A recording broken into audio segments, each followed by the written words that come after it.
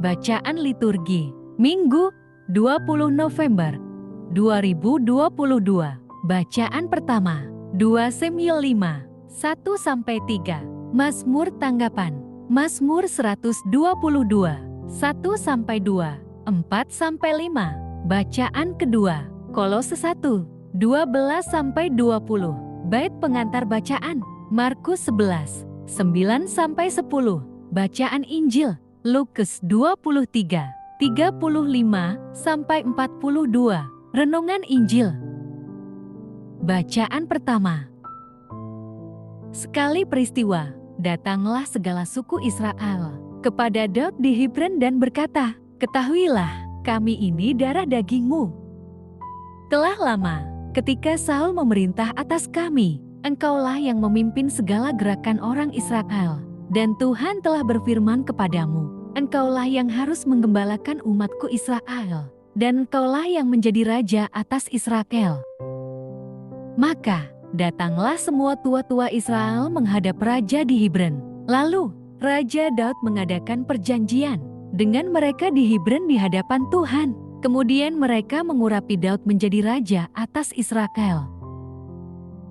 Demikianlah sabda Tuhan, terpujilah Kristus.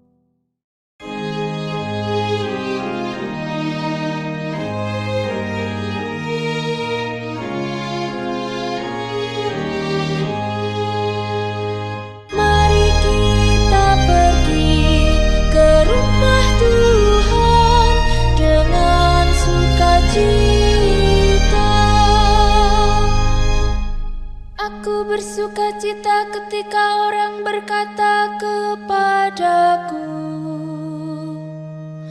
"Mari kita pergi ke rumah Tuhan." Sekarang kaki kami berdiri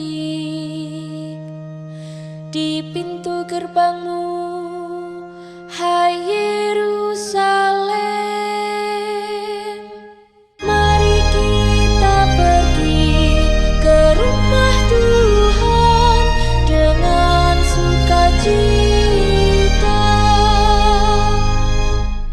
Kepadamu suku-suku bersiarah, yakni suku-suku Tuhan, untuk bersyukur kepada nama Tuhan, sesuai dengan peraturan bagi Israel. Sebab di Yerusalemlah ditaruh kursi-kursi pengadilan, kursi-kursi milik keluarga Raja Daud. Mari kita pergi ke rumah Tuhan dengan sukacita.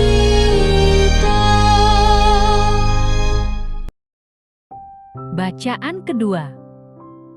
Bacaan dari surat Rasul Paulus kepada jemaat di Kolose.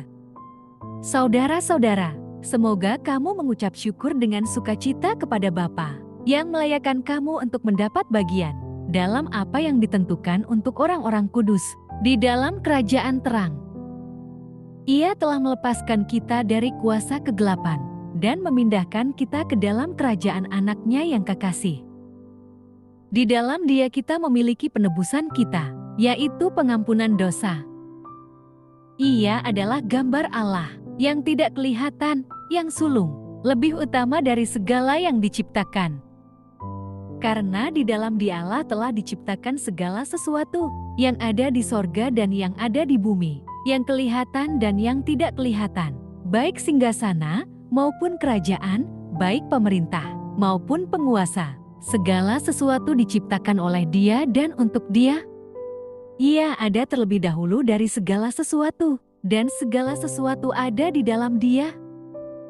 Ialah kepala tubuh, yaitu jemaat. Ialah yang sulung, yang pertama bangkit dari antara orang mati, sehingga Ia yang lebih utama dalam segala sesuatu. Karena seluruh kepenuhan Allah berkenan diam di dalam Dia. Dan oleh Dialah, Ia memperdamaikan segala sesuatu dengan dirinya, baik yang ada di bumi maupun yang ada di sorga, sesudah ia mengadakan pendamaian oleh darah salib Kristus. Demikianlah sabda Tuhan.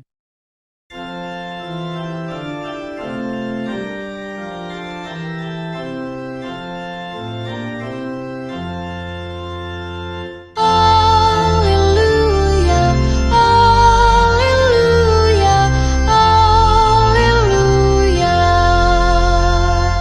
Diberkatilah Dia yang datang dalam nama Tuhan. Diberkatilah kerajaan yang datang, kerajaan Bapa kita Daud. Haleluya, haleluya, haleluya. Bacaan Injil. Inilah Injil suci menurut Santo Lukas. Saat Yesus bergantung di salib, orang banyak berdiri di situ dan melihat semuanya. Pemimpin-pemimpin mengejek dia, katanya, "Orang lain ia selamatkan. Biarlah sekarang ia menyelamatkan dirinya sendiri, jika ia adalah Mesias, orang yang dipilih Allah." Juga prajurit-prajurit mengolok-olokkan dia. Mereka mengunjukkan anggur asam kepadanya dan berkata, "Jika engkau adalah raja orang Yahudi, selamatkanlah dirimu." Ada juga tulisan di atas kepalanya, "Inilah raja orang Yahudi." Seorang dari penjahat yang digantung itu menghujat dia. Katanya, "Bukankah engkau adalah Kristus? Selamatkanlah dirimu dan kami." Tetapi, yang seorang menegur dia. Katanya, "Tidakkah engkau takut juga tidak kepada Allah, sedang engkau menerima hukuman yang sama? Kita memang selayaknya dihukum, sebab kita menerima balasan yang setimpal dengan perbuatan kita. Tetapi, orang ini tidak berbuat sesuatu yang salah." Lalu ia berkata, "Yesus, ingatlah akan aku, apabila engkau datang sebagai raja." Kata Yesus kepadanya, "Aku berkata kepadamu, sesungguhnya hari ini juga, engkau akan ada bersama-sama dengan aku di dalam Firdaus." Demikianlah sabda Tuhan, terpujilah Kristus. Renungan Injil, penjahat di sisi Yesus. Bapak, Ibu, dan saudara-saudari terkasih dalam Kristus Yesus, bacaan kita kali ini mungkin sudah sering kita renungkan.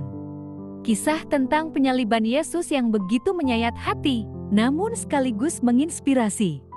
Bagaimana mungkin seseorang yang sudah diperlakukan sedemikian rupa masih bisa menyatakan pengampunan bagi orang yang berbuat jahat kepadanya? Dalam kisah penyaliban ini, selain keteladanan Yesus, agaknya menarik untuk kita lihat sikap kedua orang yang disalibkan di sisinya. Keduanya adalah perwakilan dari manusia berdosa ketika menghadapi keberdosaannya. Mengenai orang yang disalibkan di sisi kiri dan kanan Yesus, hanya Injil Lukas yang menceritakan secara mendetail. Dalam perspektif pemerintah Romawi, orang yang disalibkan adalah pelaku kejahatan berat. Dalam nas ini, memang tidak dijelaskan kejahatan seperti apa yang dilakukan oleh kedua orang tersebut. Namun, ada hal yang menarik untuk kita lihat. Respons kedua orang itu amat jauh berbeda terhadap keberadaan Yesus.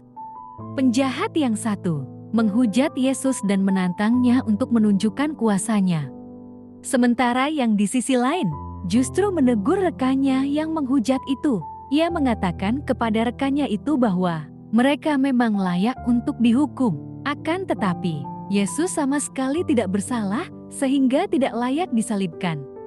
Rupanya, ia sungguh mengimani Yesus sebagai Mesias. Imannya itulah yang menyelamatkannya.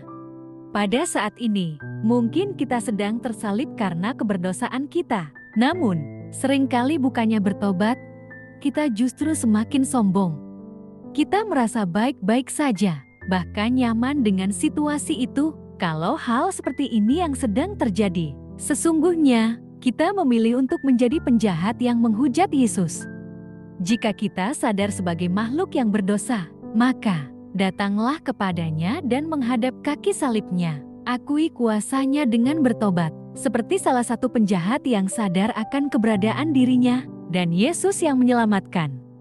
Tuhan akan memampukan kita untuk meninggalkan kesalahan dan dosa kita. Amin. Marilah berdoa. Allah Bapa, sumber pengharapan, Engkau telah mengikat perjanjian dengan semua orang melalui Yesus yang terurapi. Semoga kami selalu berpegang teguh pada Dia dan berkembang menjadi umat yang patuh setia. Dengan pengantaraan Yesus Kristus, Putra-Mu, Tuhan kami yang bersama Dikau dalam persatuan Roh Kudus, hidup dan berkuasa Allah sepanjang segala masa. Dalam nama Bapa, Putra, dan Roh Kudus. Amin. Terima kasih sudah mendengarkan dan merenungkan firman Allah. Jangan lupa subscribe dan jangan lupa juga aktifkan loncengnya. Terima kasih, Tuhan Yesus memberkati.